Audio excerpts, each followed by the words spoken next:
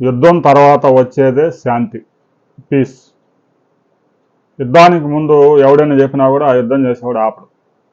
బాగా నష్టం జరిగిన తర్వాత శాంతి కోసం ప్రయత్నిస్తూ ఉంటారు. సహజం. ఎవడైనా ఇద్దరు కొట్టుకుంటా ఉంటే కొట్టుకునేటప్పుడు ఆపితే ఎవడు ఆగరు.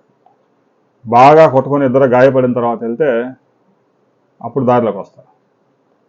అమెరికా ఇరాన్ మధ్య జరుగుతుంది కూడా ఇదే. ఇజ్రాయెల్ సైలెంట్ అయిపోయింది. అమెరికా మీద భారం అంతా పడింది.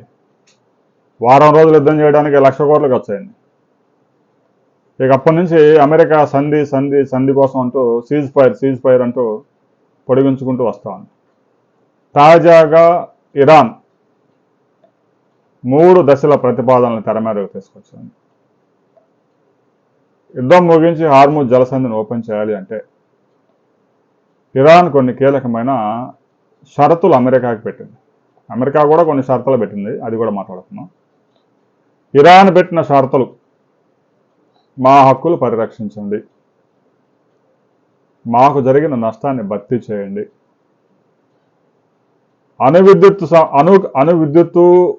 అణు కార్యక్రమాలకు సంబంధించిన వ్యవహారాలు చర్చల్లోకి రావడానికి వీల్లేదు. డీల్ కుదిరిన తర్వాత మాత్రమే దానికి సంబంధించి మాట్లాడాలి. మెయిన్ సమస్య అక్కడే వస్తుంది. యురేనియం నిల్వలు 400 కేజీల యురేనియం నిల్వలు ఉన్నాయి ఇరాన్ దగ్గర అనే స్పష్టమైన ఆధారాలు అమెరికా దగ్గర ఉన్నాయి. అమెరికా పెద్ద ఎత్తున దాడులు చేయడానికి ప్రధాన కారణం అదే. రష్యా, చైనా సహకారంతో ఇరాన్ అణుబాంబు తయారు చేయడానికి చాలా దగ్గరగా వచ్చింది. ఆ అణుబాంబు కేవలం అమెరికానే టార్గెట్ ఇరాన్కి, ప్రపంచంలో ఇక మరే దేశం లేదు.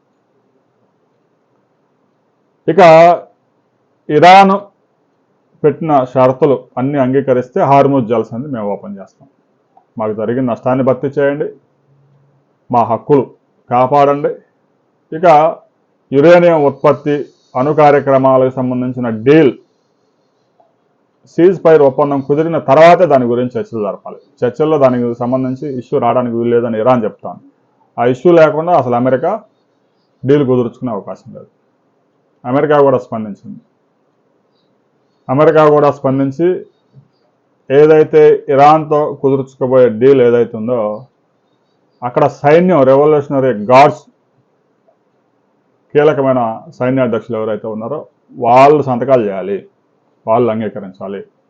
ఎందుకంటే అక్కడ ఇరాన్లో నాయకత్వ మార్పు కోసం పెద్ద ఎత్తున ప్రయత్నాలు చేస్తూ ఉంది అమెరికా.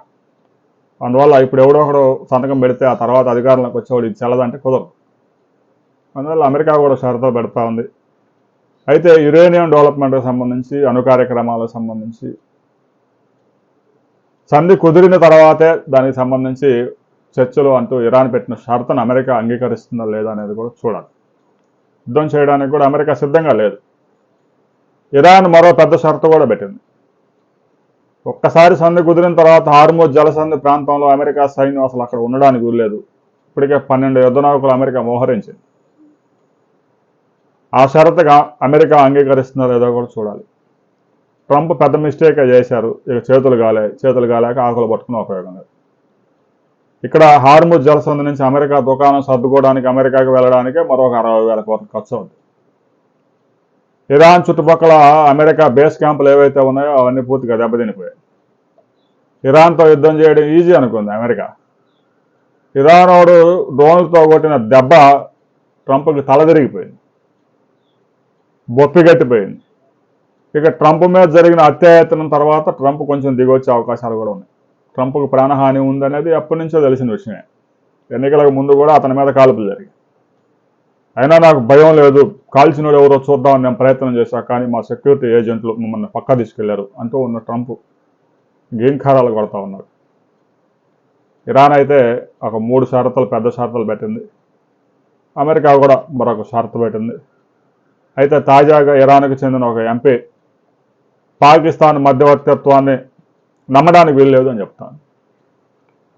ఉగ్రవాద దేశం శాంతి చర్చలకి ప్రయత్నాలు చేయడం అనేది హాస్యాస్పదం. దెయ్యాలు వేదాలు ఒల్లిస్తూ ఉన్నాయి అంటూ రాజకీయ నాయకులు తరచూ చెప్తా ఉంటారే. ఉగ్రవాదులకు పుట్టిల్లు పాకిస్తాన్, ఉగ్రవాదులకి శిక్షణా కార్యక్రమాలు ఇచ్చేది పాకిస్తాన్లోని సైన్యం. అలాంటి ఉగ్రదేశం శాంతి చర్చల కోసం ప్రయత్నాలు చేస్తూ ఉంది. ఇరాన్లో ఎంపీ స్పష్టంగా చెప్పాడు, అసలు పాకిస్తాన్ నమ్మడానికి లేదురా అని. మరి పాకిస్తాన్ తప్పుకుంటుందో లేదో చూడాలి. రెండో దశ చర్చలు ఇస్లామాబాద్లో పెట్టినప్పుడు కొంతమంది ప్రతినిధులు వచ్చారు, ఒక దేశానికి సంబంధించిన ప్రతినిధులు అసలు రాకుండానే పోయారు. ఇక తాజాగా మరొకసారి చర్చలు జరగబోతా ఉన్నాయి. ట్రంప్ కూడా సాధ్యమైనంత వరకు దాన్ని ముగించాలని చూస్తూ ఉన్నారు.